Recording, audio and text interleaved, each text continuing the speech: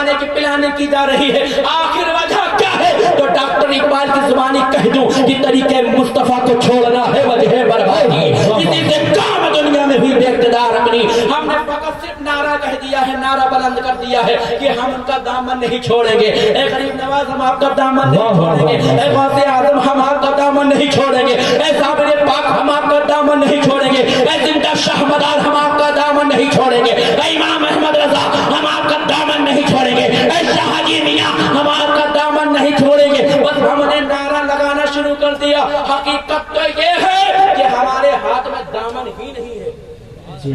حقیقت یہ ہے کہ ہمارے ہاتھ میں دامن ہی نہیں ہے۔ آج مسلمانوں میں تقریر نہیں ہے، آپ سے تکرار ہے، تقریر پھر کسی موقع پہ انشاءاللہ سن لینا،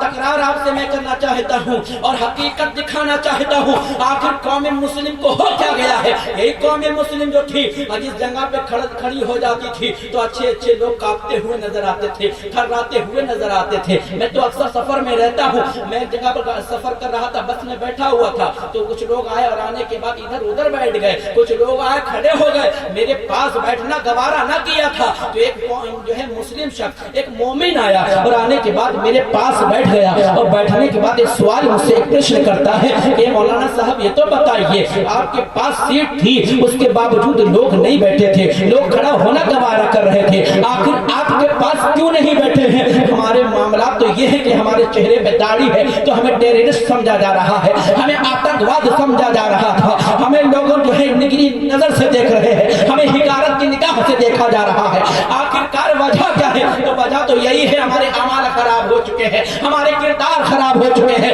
ہمارے اخلاق خراب ہو چکے ہیں۔ لہذا اس انسان نے جب مجھ سے سوال کیا مولانا صاحب یہ تو بتلائیے آخرکار یہ کیوں نہیں تمہارے پاس بیٹھے ہیں؟ تو بڑا ہی سندر میں نے ان کو سوال کا جواب دے دیا کہ میرے بھائی سن لے، میرے پاس